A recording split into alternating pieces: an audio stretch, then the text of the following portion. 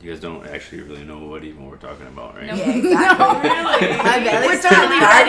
I get ready, and then my belly's like, I'm hungry. It's like the guys with their podcast, they knew like in depth what they were going to go into. Yeah, and us girls were just like, it's a conversation. Just ask questions. Yeah, well, I mean, because for each of them, they kind of have their own specialties anyways, right? I mean, but you guys too, you have your own specialties. So, kind of. We're honing in on it. You're honing in on it. Finding ourselves. Yeah, we're finding as women, we're always in a journey to find ourselves. We're not fuss. Yeah. Whereas the guys were like, this is what I do, this is how it should be accepted. Yeah, we're like more in the flow. It's fluid. Yeah, it's gonna unfold. It changed. Next week I could But be that's a chef. we could be a chef next week. Yeah. Exactly. Okay. So I'm gonna stop coaching, guys. That's it. I found my calling. Okay, so hello and welcome to the Nirvana Strength Practitioners Panel Podcast, where we explore the idea of human performance optimization.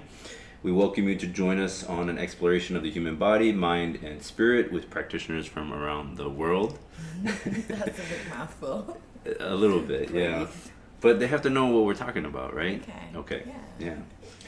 So I'm Ian MacLeod, the co-founder of Nirvana Strength, and on today's episode we'll be joined by 3 exceptional women from varying levels of expertise in fitness and health and in their own unique fields. First we have Antoinette, or Netty Weatherley. Correct. So, Look at the eyes, it's like, okay. Well, yeah, you're supposed to say hi. Hi. Right? Yeah. Okay. We have Tara Galih. Oh my god. Yeah. Strength conditioning, gymnastics strength training. Amen. Amen. Yes. Yes, And then Michelle Virata. Mish. Mish. Yeah. Okay. That's my stage name. Your stage name. Yeah. Okay. Oh. So. Can I pick a stage name? Yeah. Is it what kind of stage name for your performances? For everything. For my brand, for my performances. For everything. Yeah. Mish. Oh, lost power. I think we're good though. Yeah. Okay, so we are talking about just generally human performance optimization, but obviously with the ladies. So relative to what you guys are doing in your life, how have you guys or ladies? Sorry, have you ladies? This was a fun thing we did with some of our staff, right? It's like I started. Instead of just saying like, all right, hi guys, or see you later guys, I would start saying like, hi ladies, or see you later ladies, and the ladies wouldn't say anything. They would just like treat both scenarios exactly the same. But the guys that are working at the front desk, they'd be like, I'm not a lady. Right? And so, yeah, it's funny how like language can work that way. But anyways, I say y'all. You say y'all. Hey, y'all. I think guys is Gender for both neutral. as well. Yeah. Guys. Neutral I gender. don't know. I'm a gender neutral. Yeah, exactly. Gender neutral is everything. Just say babes. Hi, babes. Hey, babes. It's so British. No, because if you did that in America, it would be like sexual harassment. Oh No no. way. Yeah, Americans That's are very bad. sensitive Yeah, about we are. everything. That's why I'm gender neutral. I'm very sensitive. Hi, it. Okay, so let's go ahead and start off with Netty. If you want to just kind of give a quick background of yourself with regards to your profession and how have you progressed in your own journey to become a better Netty. Yeah. So, I was that kid at school that always brought the sick note, to say I didn't want to do any activities. So I was always kind of like scared about training and being out my comfort zone. And then kind of like 8 years ago, someone suggested to me about trying pole dancing. And that's when I got hooked into the fitness world. I was like completely hooked, but I also noticed how weak I was from many sick notes later. So from that, pole dancing, I got obsessed. I thought next step is to go to a gym. So I picked pretty much the most grottiest, old-fashioned bodybuilder gym there was in Brighton, UK, which was Cheetahs. You couldn't even get a dumbbell that matched up together. It was just full of men. It's called I love cheaters? it. Cheetahs, yeah. Cheetahs. Gym Is that like where cheaters. cheaters go? Like cheating on Well, Cheating on their I don't wife know. with a Diet. dumbbell. it depends. Juiced up people would go there a lot. Oh. We Back- have that that inside makes Cool FX. Yeah. So back then, if I ever saw a woman in the gym, that was a huge deal. This was before Instagram and everything, so it was all very, very rough and ready. So that was kind of like my taste into the fitness world. And I kind of got obsessed from there. So many years later of building on that bodybuilder mentality, diet as well, my body ended up being restricted. And for pole dancing, that's not what you want. You don't want to be stiff as anything, trying to pull your leg behind your head and up and above, or actively lift your legs up alone. So I ended up kind of taking a step away from pole, which was a bit weird. I ended up going more into the fitness world and then obsessing more about mobility. And that's kind of how I ended up in that world. But my approach to it has changed a lot over the years. So my growth in the area has grown tremendously, going from just passive, being bored in stretches, to now learning how to kind of get my brain to connect with what I want it to do, and then getting the results from there. And then once people saw me at the gym kind of knowing my stuff, they started to approach me to help them, because I'm in a gym full of bodybuilders, they can't move their bodies. And also bikini competitors, strange enough, they kind of put, where they were restricted on stage, they couldn't really show off their muscles very much in the poses. It's quite demanding on the body. So they ended up asking me to coach them, and then they ended up getting placed better in their competitions as well, because they were able to move and tense and connect with those parts of the body. And that's pretty much how Up Your Rum grew. It was just from word of mouth. And then suddenly I was in all gyms and studios and gymnastic places, and yeah, that's where it took me. Cool. Pretty much And from now a you're pole Bali. dancer, bodybuilder, can't move, to then helping the masses move better. It's kind of happened Mobility. organically. That's Yeah. cool. It's been good fun. Cool. Hey, you're very strong in your gymnastics as well. Thank you. Yeah, I love Always- your exercises. Oh, cheers. Yeah. I take great enjoyment from my training. Like, just having a couple of days off kills me. Even if I'm not training, I'm still at the gym doing mobility, just to get some sort of engagement out of my muscles. Well, I think it's generally just the idea of not like moving. Like if you were just completely bedridden, and how kind of depressing it is.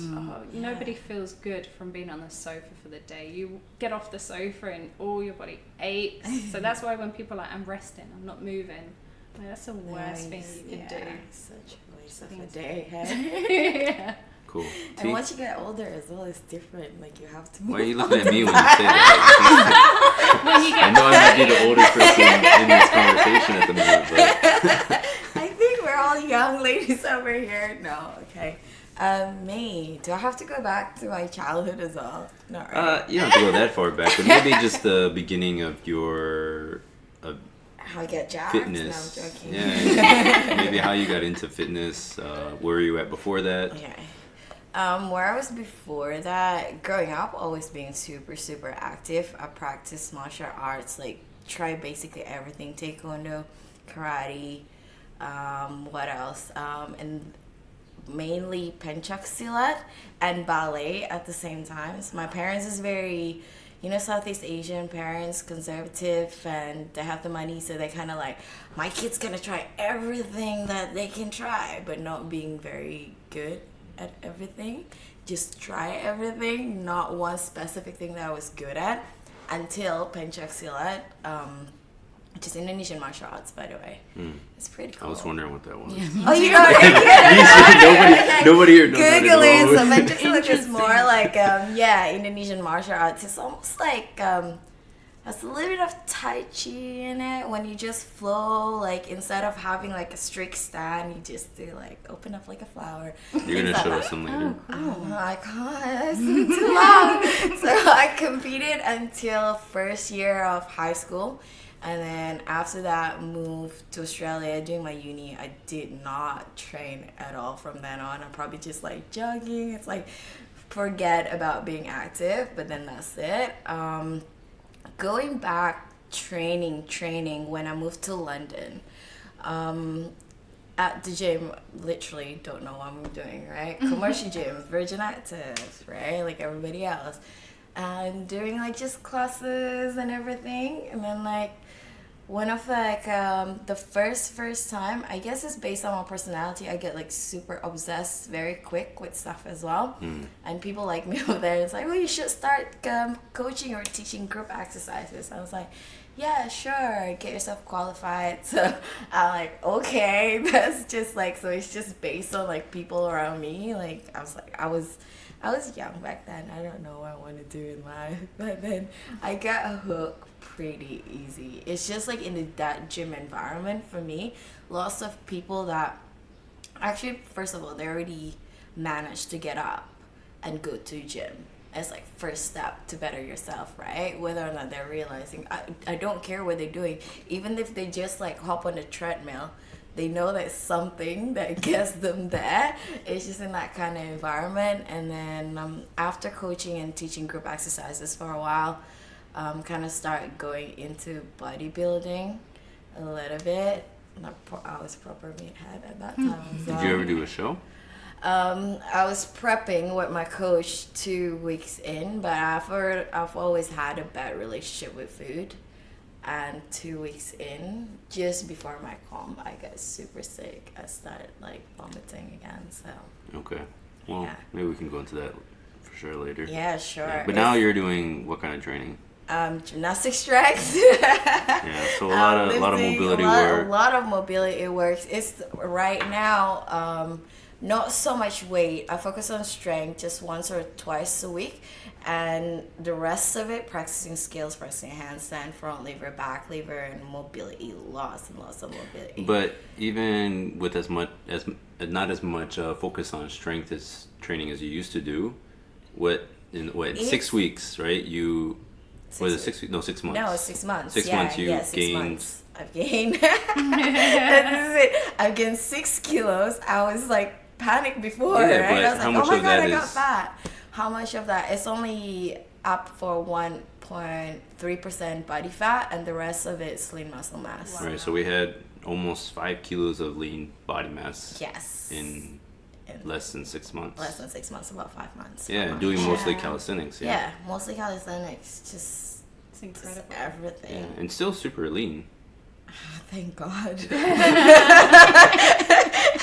But that's good too. That means that your nutrition is quite on point as well. Yeah, it's getting better. It's getting way better. We'll talk about nutrition later because it's like the shifts and everything. The shifts. Yeah. Okay. Shifting Mish. to me. I love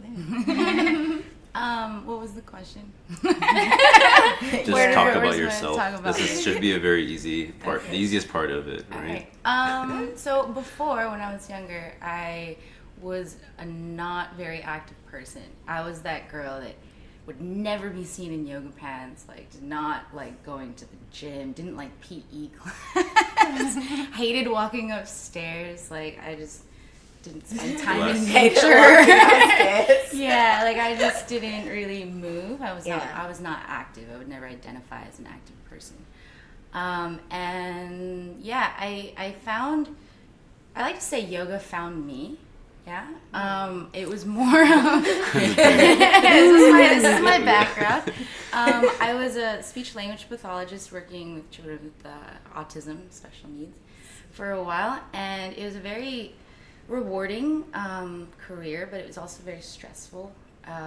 So I had a lot of like mind chatter and a lot of like anxieties and stuff in my life at that time, and I ended up working at this summer camp in California for this population, and I learned we had to take the classes with them as to like show that we're kind of engaging with the activities to get them into it, and one of them was yoga, and so it was either yoga or PE, and I was like, okay, I'm gonna do the yoga, I guess. I'm in California, and I really liked it. It was really quiet and calming, and I felt like centered afterwards. So I started my movement journey at, I guess, 26 with yoga, and I got obsessed with it right off the bat, right? Like you're saying, you just like kind of go into something, and I was like, but it was, for me, it was not so much the movement that got me, it was the clarity of my mind, and started, Yeah, I started learning that like mind-body connection of as I move, my mind starts to feel more clear and I start discovering more about myself.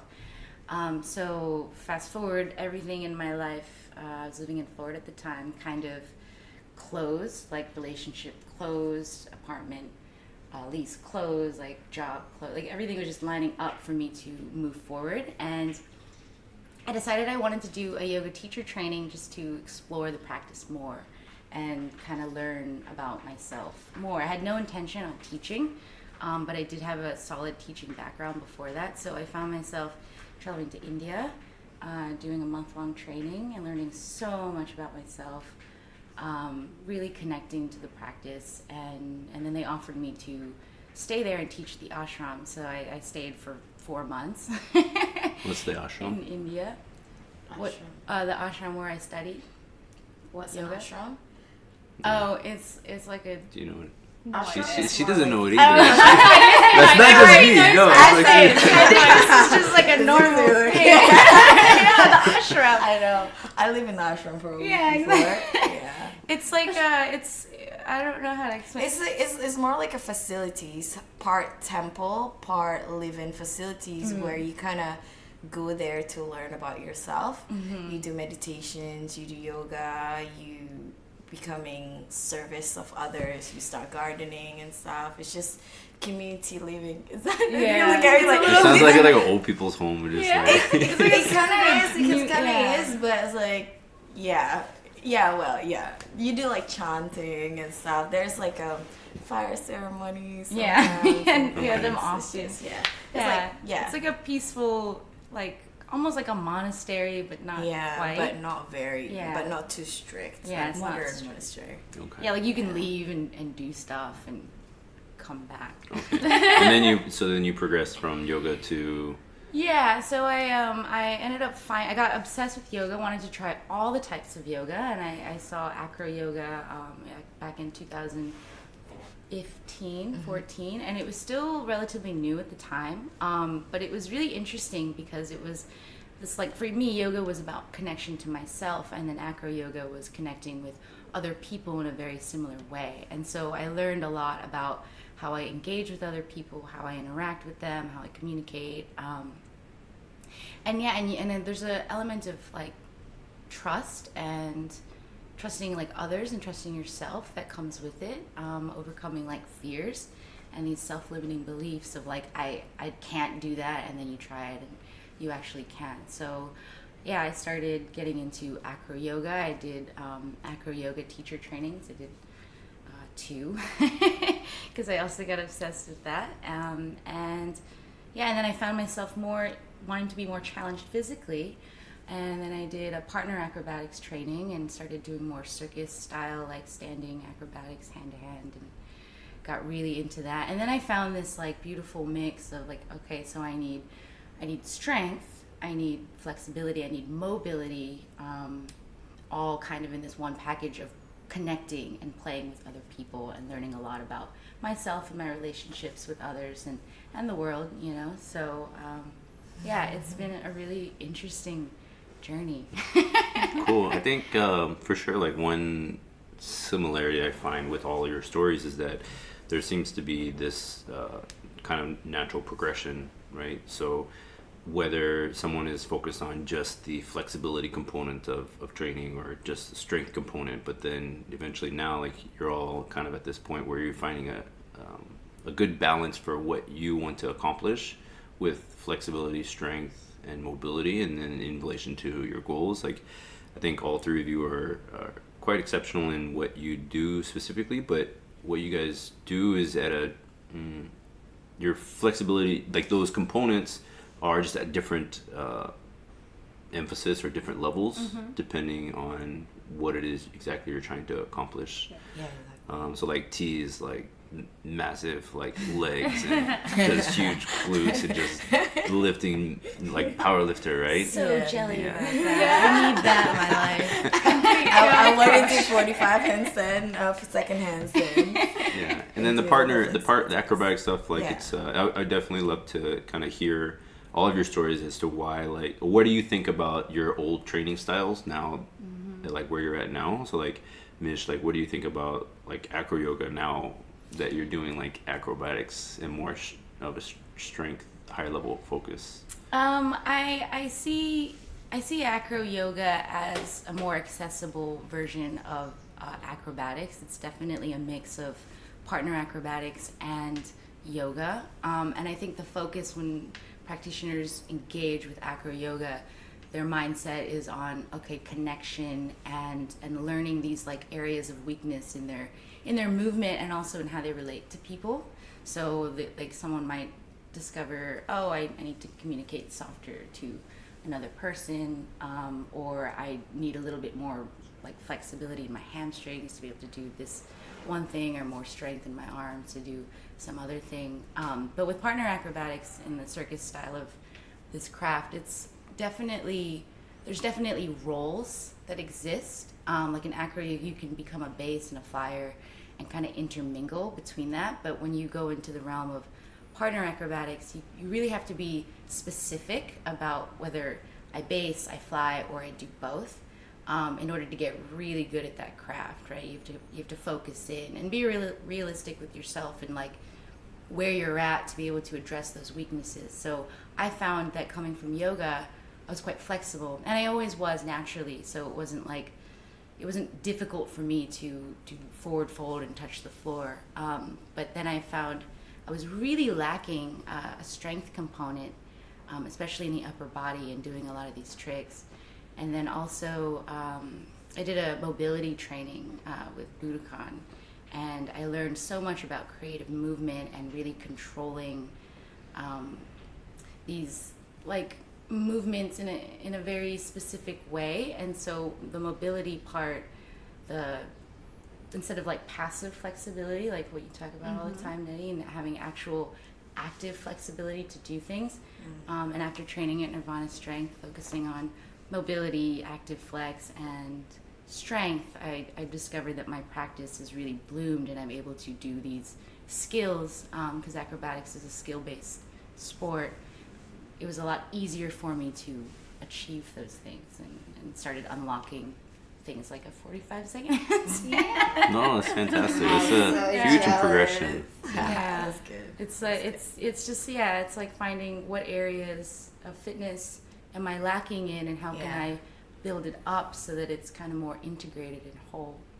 Well, I mean that's what you're talking about is a central idea to performance and to optimizing your physical abilities, your mental abilities, all that, right? Is finding what is useful for yourself with regards to where your goals are, what you want to achieve, and then actually taking those things that are really useful and integrating them into your practice.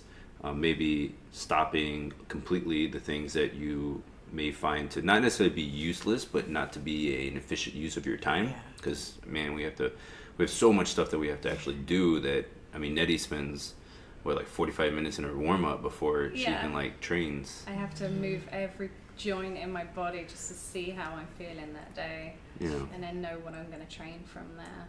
So your training, your programming, is it more just intuitive, like just based off of how you feel? Yeah, completely. If I went down to a structured training program, when it comes to mobility, I would find I could overtrain certain areas, and then kind of that recovery, that time that could have been used, I would have been obliterating that area again a few days later, because you can get very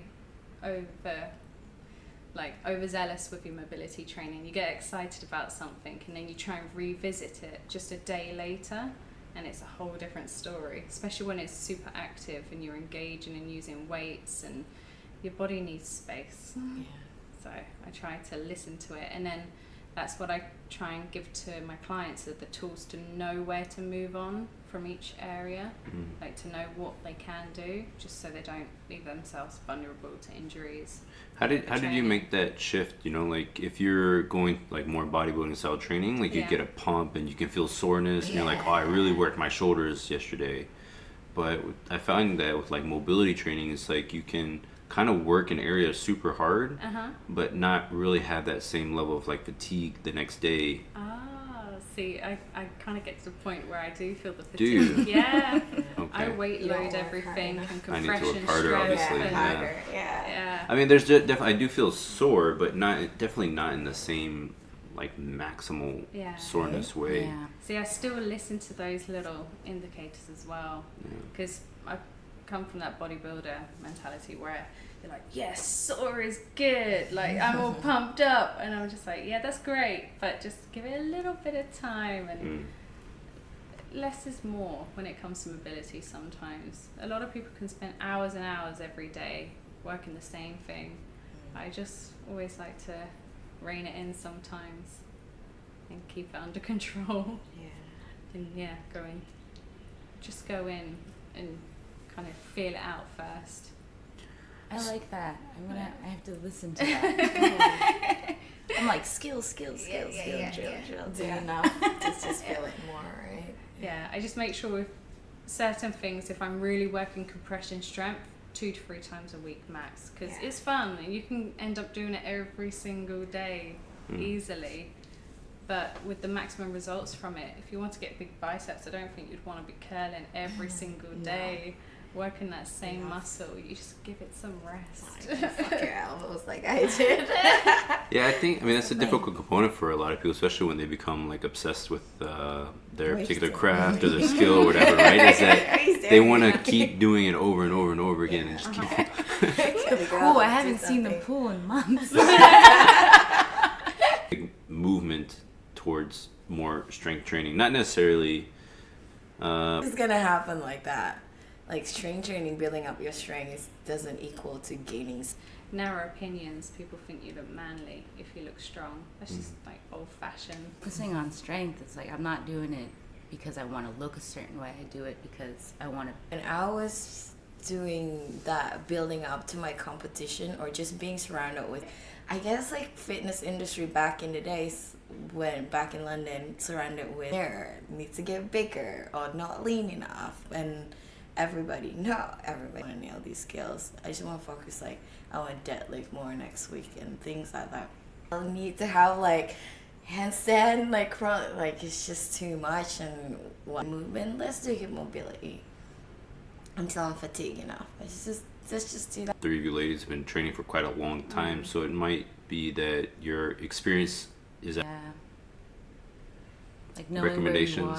Recommendations. suggestions of how maybe yogis who are I'm very resistant. the idea of femininity, right? Like Yeah.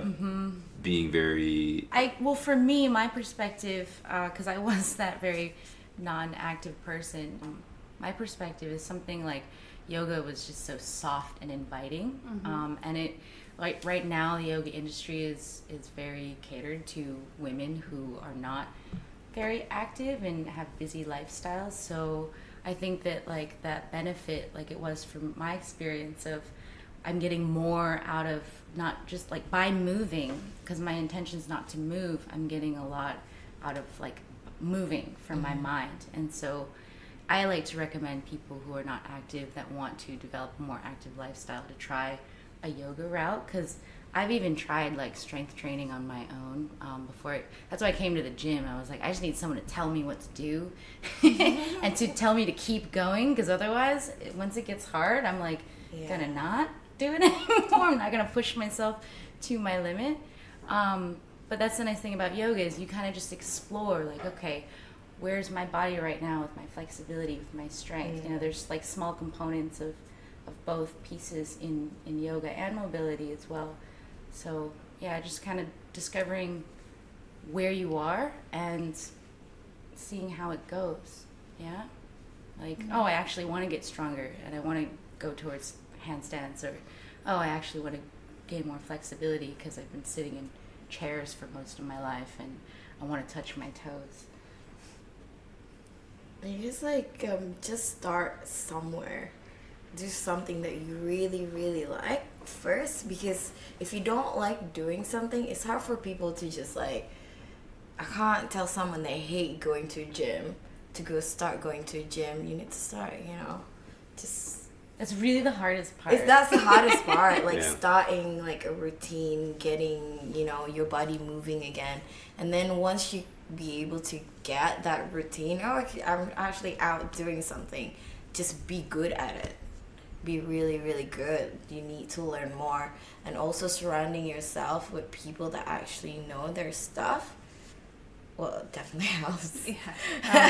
And it just helps with motivation again. Like, you don't stop. Actually get a feedback or get a support that you actually not doing that terrible. Keep going. And It's safety that. too, I think. Safety. When you can really get Yeah. injured, strength training or yoga or anything without Yeah. guidance from someone experienced. Yeah. So, I mean, the fitness industry is really kind of just, I mean, in Bali alone, there's like thousands of yoga certs being given out every month, right? Yeah. There's so many people that are I mean, for us, we would consider at the lower end of the spectrum with regards to experience and knowledge. But I mean, it's not a bad thing. They're just at the starting point, right? So getting your first PT cert, that's just the most basic information. Yeah. But there seems to be this this imbalance between what people's level of competency is with and what their understanding of how much knowledge they actually have relative to what they actually have.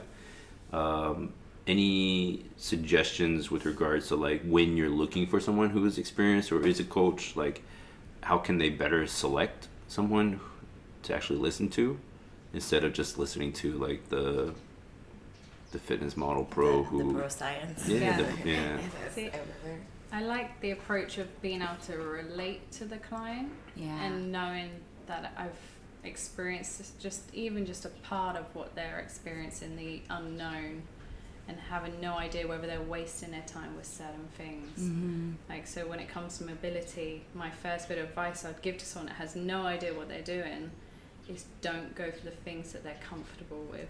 Mm. As strange as that sounds, if they're in a position or work in an area where they're just sailing through it and they're like, this is boring, I'm getting nothing from this, I'm like, move on to an area that challenges you, and then find a coach that helps encourage that and can find where your weaknesses are, and then focus on that, not wasting your time with a whole load of ammo of other things that just won't benefit you.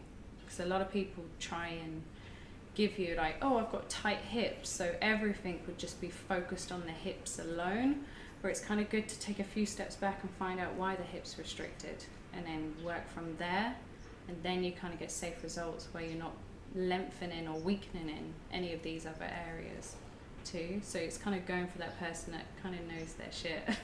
Yeah, like I agree. I think it's really important that when you find someone to work with, that you can identify with them, you can kind of relate to them in some way. And also as far as like how do you know if they're experienced or knowledgeable, those things like, I have tight hips, and if someone's like, let's discover the root of it, because if you have tight hips, like there's a whole bunch of exercises on Google, like tight hip exercises that you could just kind of do, right? There's so much information out there. It's not difficult. Like, why pay someone to tell you these exercises you can Google? But for me, a good, knowledgeable coach or teacher will go beyond that and give you that reason why, and then work on like the other parts, because the whole body is integrated, right? Like the hips are being affected by, or something else is affecting the hips, or the hips are being affected by something else. So it's good to address the whole, and someone that can like diagnose that, like really look at it. And I'm kind of a nerd, so I like to nerd out on things too, like, this isn't working, like where could we go deeper and kind of explore more, and really like let's try these different areas and target the same idea. Yeah, I think that's definitely an interesting point that you bring up with regards to coaching and physical practice, is that there's, as much as people would like kind of like a black and white answer, there's usually not. So I usually find particularly good, or coaches that at least have an idea of like where their knowledge base is that when you ask them for like let's say how long would it take to get my hips open, and then someone who just gives you a straight like black and white answer is like 6 How long months. does it take for me to be able to touch my toes? Oh, okay. Yeah. So a coach that would actually respond by saying, well, it depends, right? Yeah, on so many factors. Yeah. Even just having a coach that gives that answer as their before they actually give an answer is probably also a good indicator of someone who is actually thinking through the process. But it's quite frustrating, I think. You know, someone's just always like, oh, well, depends on what you do.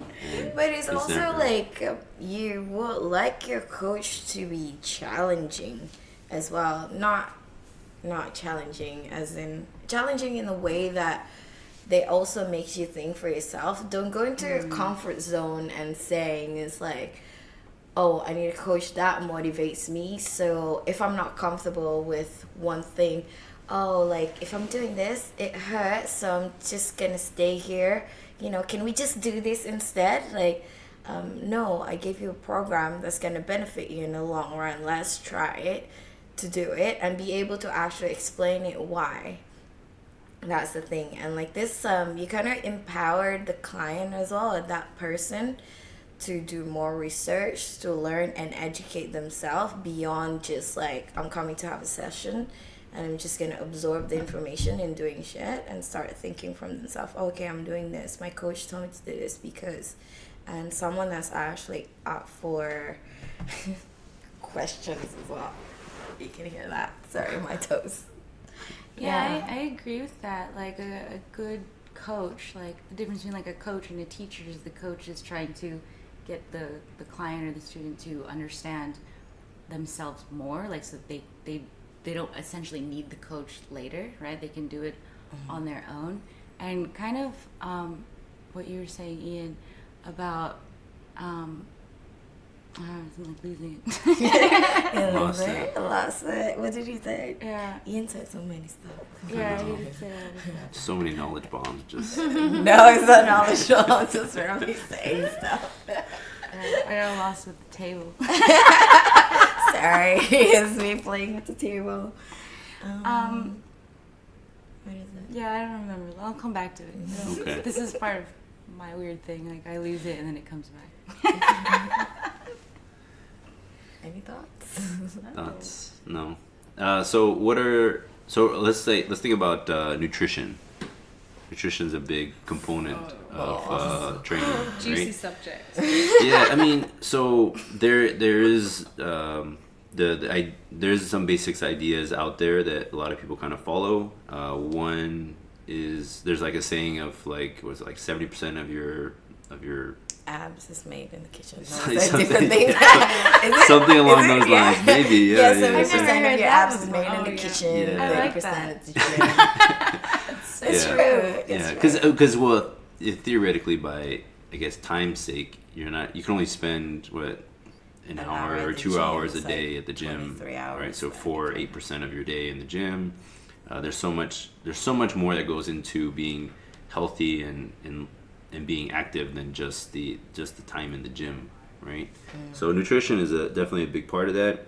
There's everything from like the bodybuilding style of eating where there's a lot of eat your 5 to 6 to 10 meals a day, whatever it might be. Wow. Yeah. Tupperware life. Tupperware life. Meal prepping for the week. So sad. Smelly chicken. Oh, God. 3 days old. I Do smell I like eat this? Do I broccoli all not? the Then time. there's Oh, the tilapia. so there's that basic thinking for most bodybuilders and people in that industry. Then there's like a lot of female yogis that are very into Say it. the veganism, Oh. like super maybe Plant-based. Let's say plant-based. well plant-based. I would think that plant-based is a little bit better than someone who's a vegan, but. But with any of the paleo or Atkins or whatever, there seems to be a high belief system composed with each particular diet, right? So the diets themselves start getting away from the scientific or the actual real reason as to why you should be eating that way, and then creating a community or a belief system around that particular way of eating. That's when emotions get involved. Yeah, so the emotional eating for sure. Like I used to be, I mean, I was a fat kid growing up, you know, and at my biggest in university, I was like 240 pounds or 110 kilos, and I used to eat a ton all the time, and even, yeah, I guess I used to eat a lot, especially when I got stressed. Particularly when I got stressed, if I got hurt and I couldn't train, then I would eat massive amounts of like junk food, because it was like this weird hard cycle where I was injured, so I couldn't train, so I was stressed, so I was stress eating, and then I would get fat, and then I'm just like having more stress, so I just eat more food. Downward spiral, yeah. I think real, a lot of really Americans fast. go through that for sure. Yeah. Oh, I think everyone like go through that all the time. Yeah, quite. I mean, Americans are very, very good at losing weight. Unfortunately, they're not good at keeping it off. Maintaining.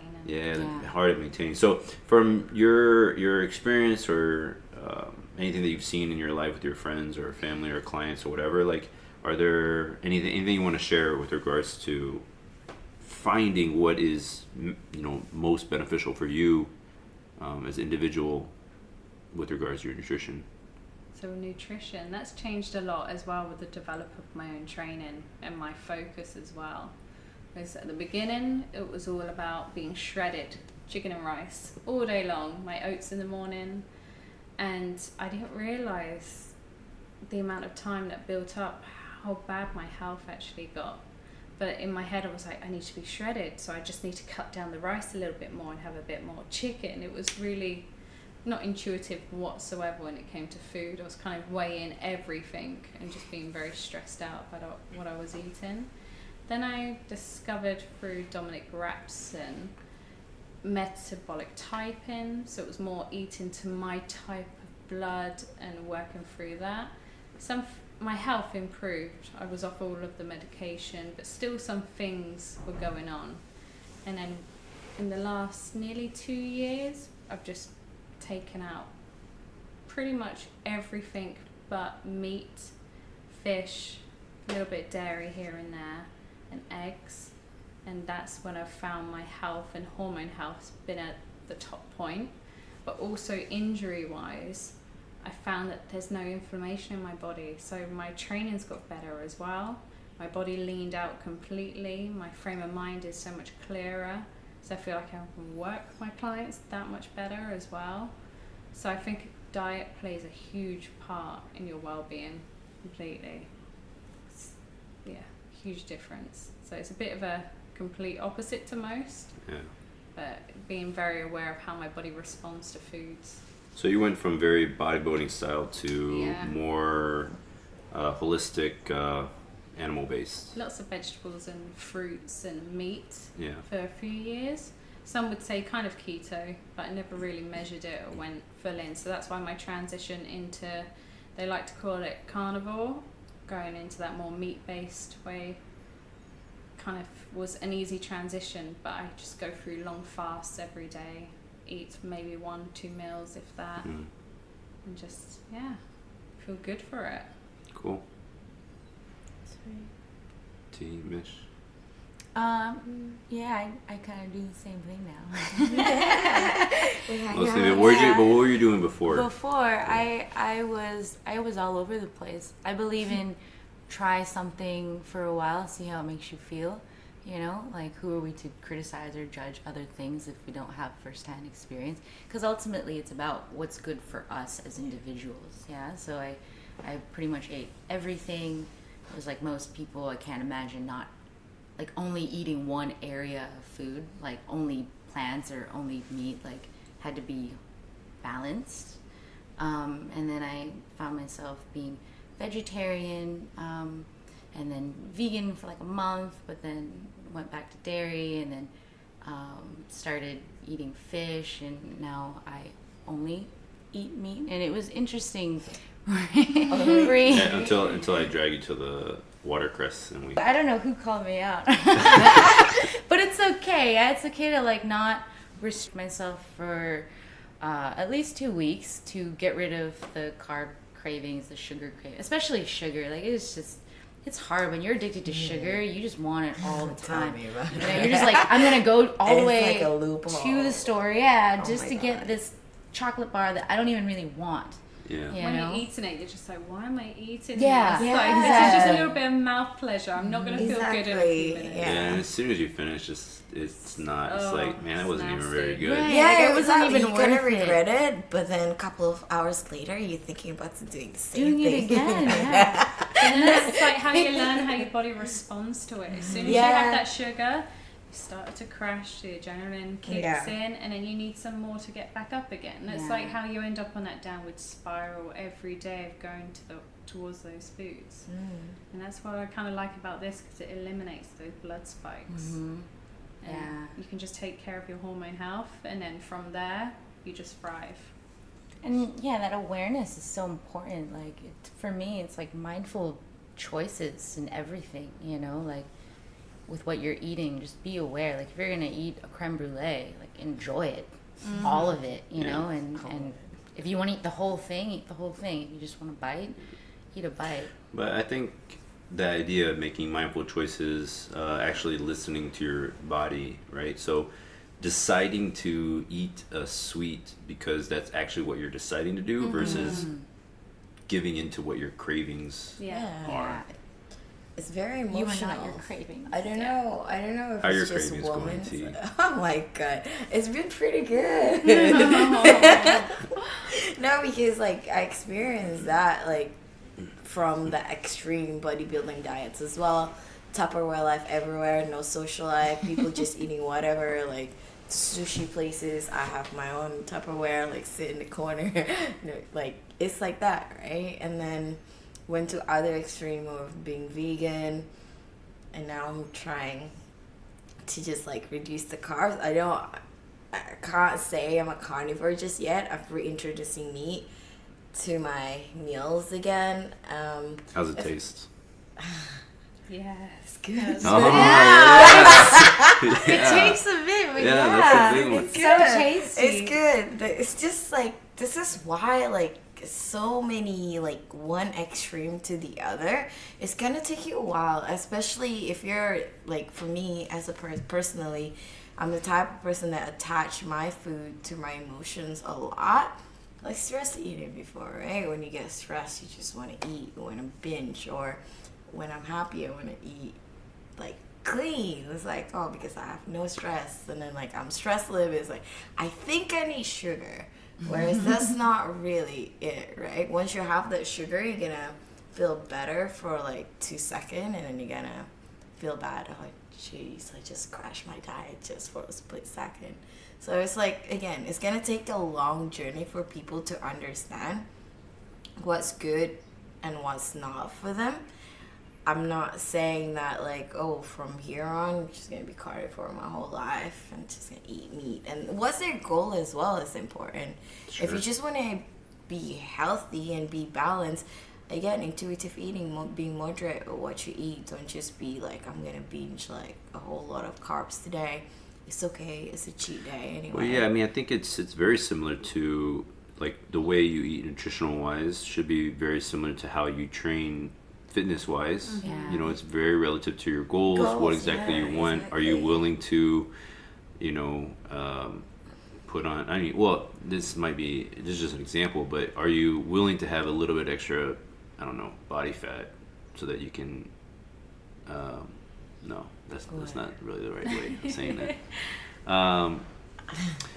Is being super lean, is that a real goal of what you want to maintain? Yeah. And if it's not so important to what your overall goal is, then Why maybe it's would you not. be eating that way? Maybe it's not. Yeah, the yeah, healthiest maybe it's for not you a to eat particular- that way. Yeah, and I think too, part of I think of with regards to diets, and this kind of goes into the thought of like ancestral eating, is actually consuming foods or consuming your nutrition in a similar fashion to the lifestyle of the people that you would want. So like in Korea, where I used to live, a lot of people would eat in a way that would resemble how like very poor people in very poor countries would have to live their lives, right? They would basically do large bouts of cardio because they had to walk everywhere they wanted to go, and they would not consume very much food just because they just didn't have a lot of food.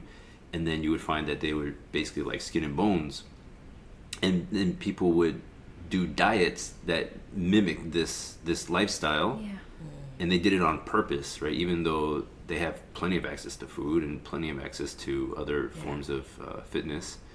But then, I mean, let's look at someone like Usain Bolt, who's, you know, a lot of sprinters have just massive like legs and glutes and super strong, and you'd probably want to eat and train in a similar fashion to that body style or that performance style that you would want. Kind of makes sense, I think. Yeah, I think that's the relationship between like movement, fitness, and nutrition. Is we essentially eat for energy, right? So that we can do things. So if we want to move in a certain way, we should eat according to how we want to move. Or if we want to gain strength or gain like hypertrophy, like size, you know, we should eat according to that. But also, like for me, I'm skill based, so I want to be able to train skills for a long period of time over a day. And so for me, eating is about timing it well so that I have the energy to keep training Sustained skills. energy. Yeah, Sustained energy. And I think for most people, we're training and trying to live with regards to relativity, right? So not just absolute strength, absolute size. I mean, you find some of those people that are just massively big, and the bodybuilders nowadays are just huge monsters. And then you see a lot of the strongman competitions where they're just like just pure strength. I think that idea of relativity is super important. It's true. Definitely. We agree. That was really true. It's really true. Just eat when you're hungry. Stop when you're full. Fast for as long as you need. Don't have to be super strict with what time you eat or what time of the day it has to be. I just think it's been overcomplicated because of the amount of information we have access to. Everyone seems to want to be an expert in certain things, and it just literally just been made so complicated. All this bro science between how you're meant to eat, what your body needs. It's like animals in the wild. They survive on just one type of food their whole life, and they just think that us humans are definitely more complex and we need a little bit of this, a little bit of that, and just there's just too much information basically out there. It's incredibly complicated. I think part of it too is just, I mean, you can walk into a supermarket and think of how many choices of food you have. Like, it's crazy, right? I mean, maybe if all you did was basically just got rid of anything that came in a bottle, can, a box. More than 3 ingredients. More than 3 ingredients. Like, just that would benefit you. Ton. Completely. That's like 20% of the store left, and that's all you should buy. Yeah, unfortunately.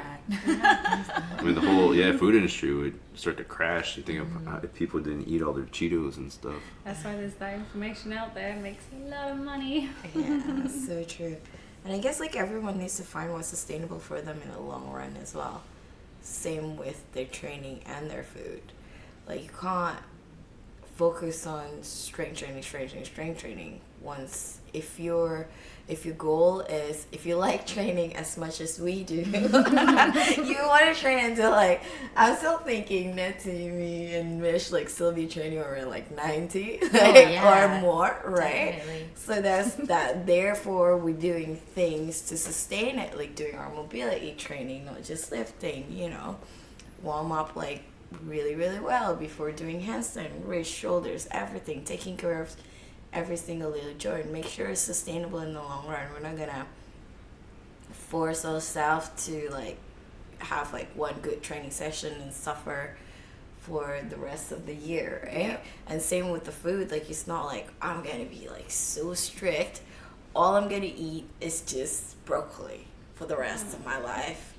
broccoli gives me life, man. Like, you know what I mean? Like, it's healthy, superfood. Probably here and there I'm gonna have like some blueberries, plant-based for life, but I miss broccoli and blueberries. it's just things like that. I was like, is it sustainable though? Like, very strict, being very, very strict.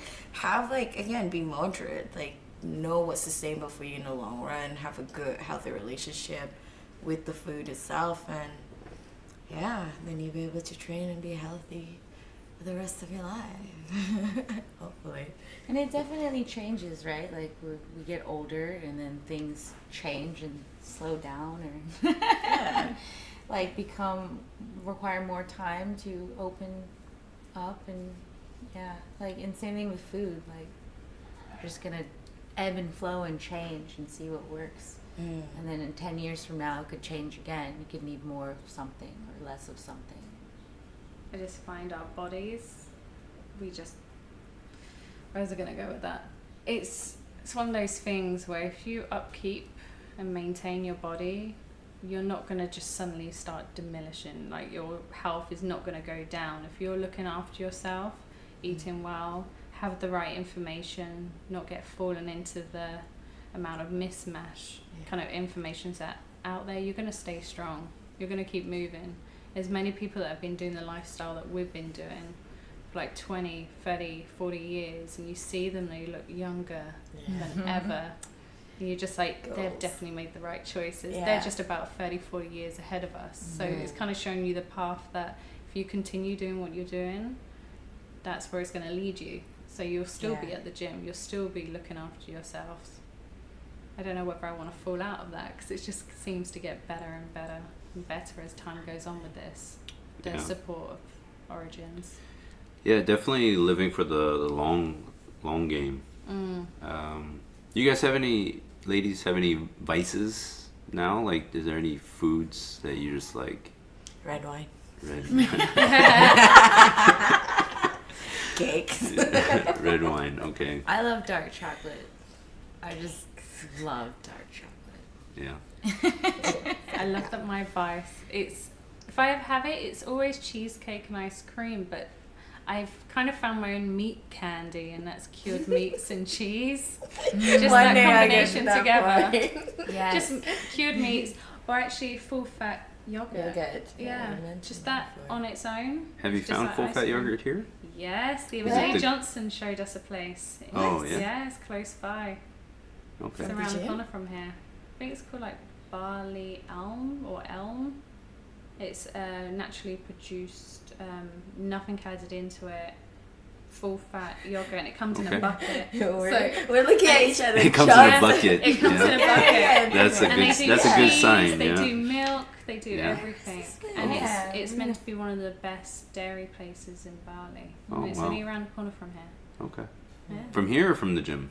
From here. I'm gonna find it where it is. We'll have to go. Maybe stop by there on the way. Let's go. Give you some cheese. Good quality dairy. Yeah, I'm definitely picking up some. Oh wow. So what are some goals? What are some things you're working on now you want to achieve?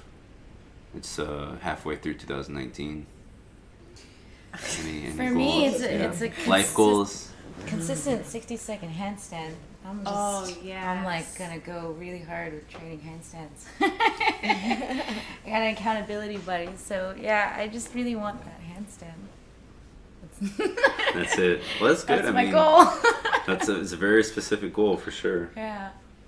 Does it have to be specific? Oh no, my it could god, be any goals. I have Yeah. a lot. You have a lot of goals. Yeah, so many of things you want to course. focus on. Exactly. That's the thing. That, well, for me, like, as long as I have the ability to learn, at this point, I'm just gonna keep on going, right? But being now starting to be in this gymnastic strength world, I'm gonna focus myself in that.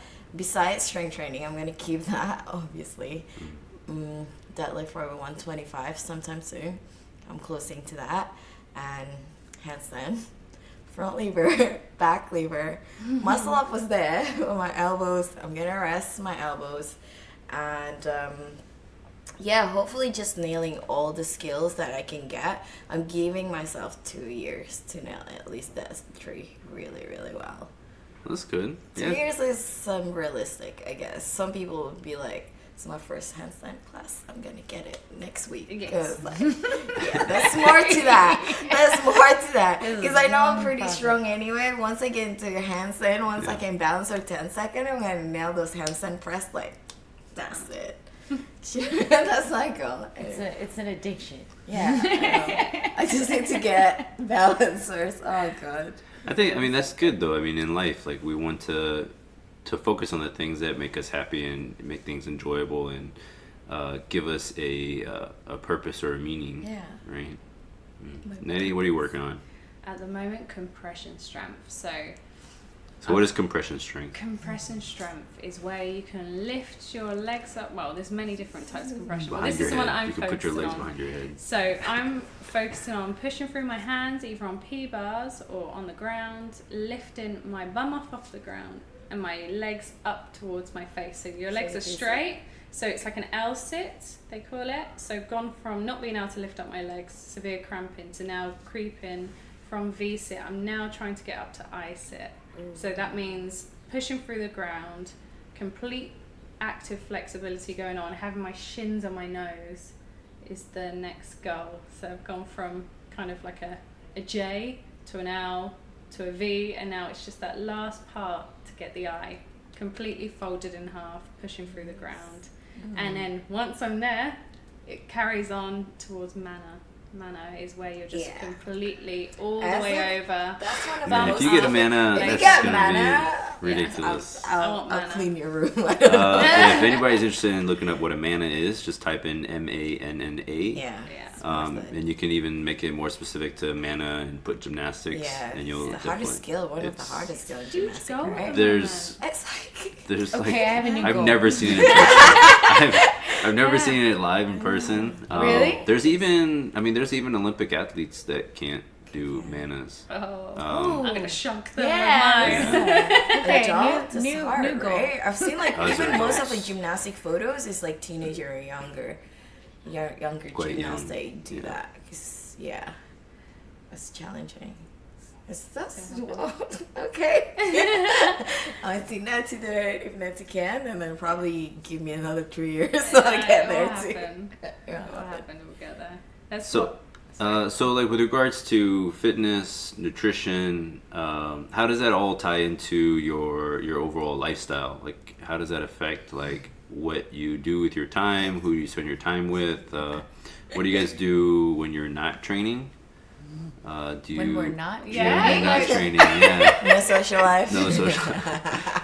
So I'm always in the process of, and this probably started mostly it started from about the age of 26, 27. Actually, I study way more now than I ever did when I was younger. Like when I was younger, it was just, I did stuff because I was told to do it, and I'm half Korean, so it was always about getting the good grades, and if I got an A, then it was like, okay, great, but I never really felt like super challenged. But now it's like having the opportunity to actively set my own challenges and wanting to actively take part in my own education. Like I'm always just in the process of doing self study and good or bad. I force that onto my coaches. Yeah. I make them study as well. Yeah, Just great. great. Yeah. So where's that report, Tara? Article? It's not due yet. You know, I was cramming my article last minute. Yeah. So like, yeah, lifestyle wise, like, what do you guys do besides I think I've been very lucky living in Bali. You know, I go to the beach quite a lot. It's still like reading as well, studying. Yeah, Studying is it's great. like stimulation. You just need to. My mind is very busy, so I like reading a lot, even summarizing lots of stuff, YouTube video. Oh, that's a great tool as well. Yeah. Discovering new things. Yeah. But my mind's always kind of going as in, what can I do tomorrow? I'm kind of like planning out what I want to do, even though it's in like I see how my body feels at the time, but I'm always kind of planning ahead, like trying to figure things out still. So like cramming in the book work, YouTube, online, like I don't have my books here in Bali, so back home I'd be flicking through my Bibles at home, these books that I used to study so much from. So, and a lot of things come from hanging around with people also with the same interests and learning from each other. Even though you're not training, you're still kind of talking about these things as well, learning from each other even in your downtime. So just being around people that keep you hungry. So true. Yeah, for me it's like I'm either working all day or training all day. I can't really find the balance right now. I'm trying to. Especially but when it's like, what are you doing? You're not training. Well, I'm looking at videos of people training. Or I'm creating content of myself training. When I say YouTube videos, it's more that I hang out with people who train and we talk about training. it's like being self-employed as well. If I'm not in the gym, well, I'm at the gym filming everything, and then I'm at home creating people's programs as well. So I'm still always in that fitness world, just working. I think for us too, it does help that we have found the specific things that we like to focus on, because it also does. So a lot of people would say like, I don't have the time to have this much specificity. What? Specificity? Specificity. Wow. Yeah, I can never pronounce this word. It's a horror. Yeah, but I can't be so specific in the things that I want to do because I need to make a lot of money to pay for all this stuff that I have. Right?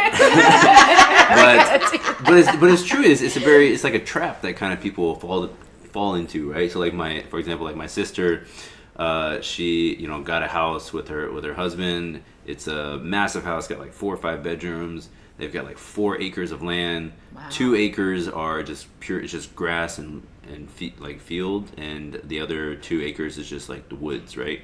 So fortunately or not, so now the husband spends pretty much every Saturday like 3-4 hours mowing the grass. Wow. Because otherwise, if it waits too long, then he has to hire someone else to cut the grass. So he's kind of like trapped by his lawn, which is kind of weird. They have, right? Like he can't leave. Like he can't leave. They have like extra bedrooms that they didn't know what to do with, so it just starts getting filled with stuff, right? Like if you have space, you find the opportunity to fill it with something. So which is also a really interesting point with regards to like wanting to buy or get a big place, is that what are you gonna put in all this? Like, where are you gonna put all this stuff in? And then like you gotta clean this place all the time. But with regards to your lifestyles and being able to focus on purely just training, like that definitely doesn't leave as much time to I don't know, do things that would cost a lot of money. But I'm saying that's a good thing, right? Because like you are not having to work and focus on purely on making money to support your life. Like your life doesn't actually require a lot of money, a lot of externals, right? No, I mean there's just you can focus it differently. Like so you could spend a lot of money on seminars and workshops and educational stuff, training stuff, right? But that again, it feeds back into what you actually want to do. Exactly. Yeah. As opposed to like workshop. Let's totally forgot about that. We did. So you're whatever. So you actively decide to use your funds, which in essence is using your time, right? So to make more money, you're going to need to invest more time. Are you willing to actually put in that much time or that much money into something that you don't actually really want? Whereas I see all of you like reallocating your time, your energy, your money into the actual things that you really want in your life. And then, so the idea of being able to focus on those is really cool. It's an investment. Yeah, it's nice like knowing what you love and what you're passionate about, and then just going into that. So I think before I was a compulsive shopaholic, so I would just buy things to feel good. I used to be too. Yeah. Really? I bought a lot of shoes, a lot of bags, a lot of watches. Yeah. I'm not sure why. Hats. Consumerist I don't even wear hats culture. anymore. Yeah, it's like we think by having these materialistic things, it's going to bring us happiness. But yeah, now it's like, you know, I sustain my life to make money to put into like what I actually am passionate about.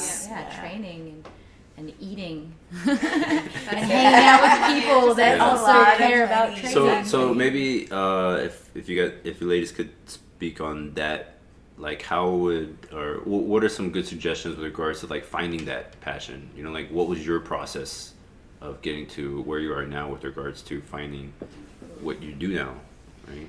Well, mine was trying something new.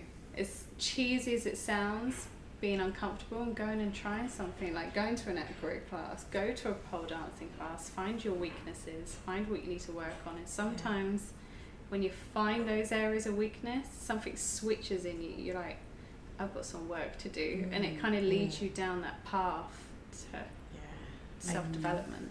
I got some work to do. Yeah, self-development, definitely. Like knowing that find something you're keen on learning, but never have like that, oh, okay, I'll learn A and then I'll stop at A. Like always like spiraling, learn something nonstop. Once you know, like, okay, I'm not gonna stop learning just doing handstand, right? Once I get my handstand, I'm gonna do a handstand press. And then after handstand press, I'm gonna do a handstand walk. And then we're gonna do like some crazy shit.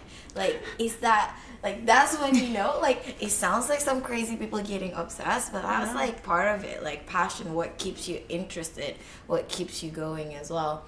And also things that you found out once you stop doing it, you actually feel a little bit sad. Yeah. It's like your soul been taken away. It's like I've done it before when like thinking as I've been personal trainer for a while, right? And like in my head, especially freelance here, there's no way I can make money just by freelancing.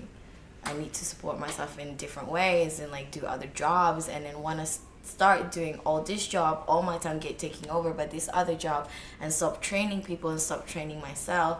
That's when I start feeling like, you know, oh, my soul is not there, something is missing. That's kind of like sort of flick that when you know what, oh shit, I'm actually really passionate about this thing.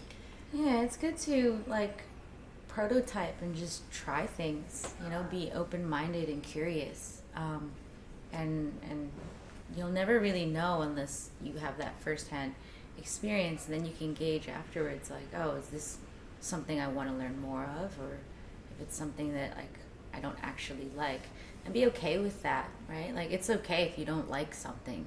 You know, you try it. It's totally fine. Don't force it. Move along. But if you find yourself missing like this one thing that you try, like pole, like, oh, I actually really like pole, I'm gonna keep doing that, then do that. And then if one day you're like, I don't really want to do this anymore, I'm gonna like do parkour instead. Like, go do parkour. Yeah, exactly. And it's always nice if you've got a goal in mind to know that's not going to happen overnight. Just think about all the little steps that go into it, because you see so many skilled people at Nirvana. You're like, I want that skill so bad, but then you're like, you see all the work that these guys put into it.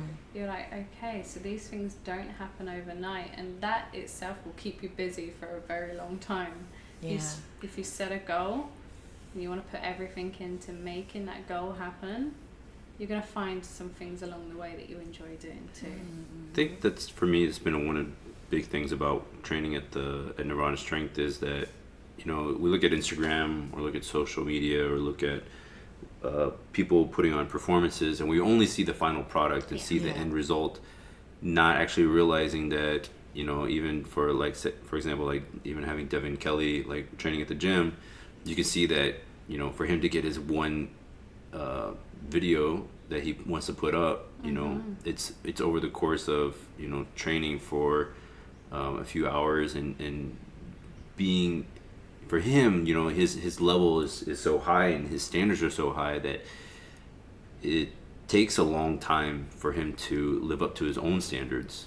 But I think with, you know, all three of you ladies, like, you know, there's so much that goes into it, like the little tiny aspects, you know, like Netty with her 45-minute warm-up, and Mish training for like 6 hours a day, and once I'm in, I'm there. Yeah, so it's easily done. But seeing all of you go through your process and then actually seeing that how much work it takes to actually get to these results that you're looking for, I think it's a really cool process. And it's definitely really good, I think, for other females to see as well, you know. Yeah, we're so quick to compare ourselves with others, like especially looking at social media and something, or just like easily going to commercial gym. Oh, this girl is skinny, like, you know, or I don't know, when you start focusing on just the end result and enjoying the progress to get there, you're just gonna stop comparing yourself to others. Because like if I'm comparing myself with like people like Devin, Netty, Dom, whoever do one arm handstand, it's just, this is me 6 months into my gymnastic journey. Just chill out a little bit, you know, like just Make believe, the yeah. Build the foundation first, be strong, like know where you are and keep working on that. Progress each day, and then that's it. Patience. But I want it now. Yeah. Takes time. Takes time. It's always best to compare to who you were yesterday, right? Like compare to yourself if you're going to compare. Just so you can strive for improvement. Yeah. Yeah, and I think that what you were saying, Tara, about how like we have this, as women, we have this tendency to compare ourselves to each other. I think a lot of that comes from, you know, the way that Western society is like we, you know, you have like the beauty industry and all these things telling us that we need to be mean girls to each other and have frenemies and stuff. And it's like, it's different than with men, right? Like men, like they're like, okay, like they just, whatever, they just hang, they talk it out, and we just passively hold on to stuff, and you know, it's like, let's hang out, but like we don't actually want to connect with each other. And I think it's important that we recognize as women, you know, like we have strength in numbers and we connect with each other and we recognize each other's strengths, like, and support each other, you know, because it's hard enough being a woman in this world. It is like, it just is hard enough. we don't have to, to look like around and make fight yourself each feel other, bad, and you know. make other people feel bad for. It's about lifting each other up.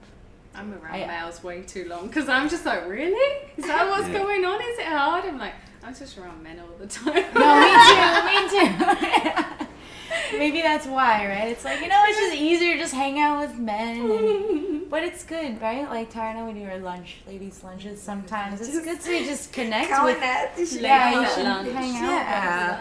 We're still talking about training a lot. We do. It's just that, but like, you know, knowing that we all start somewhere and we all have a goal and we support each other, and then that's it. Yeah, and there's certain things I think that unify us as in our femininity, you know, we just have a different perspective that we all kind of share. Oh, that's good. I mean, it's definitely good. I mean, for me too, you know, like this was, I mean, basically all of these podcast episodes are very selfish of me in general, because all I want to do is just learn from the guests that come on, and I think having the three of you, you know, exceptional ladies come on, it's an opportunity for me to like get different perspectives, not only on fitness and nutrition, but also too like in the mindset of like how to, as a coach, right, I want to be able to better train my clients and provide a more supportive environment, and to help both males and females of all ages to make improvements, right? And so there's a big psychological aspect of coaching that is kind of never ending. It's just it's quite difficult, you know, like you know, Mish, like every once in a while I just kind of let you do your own thing, and then I'll just like give you a little poke, and then you do something better, or you need a little poke sometimes. Just a little poke sometimes. Up in the right direction.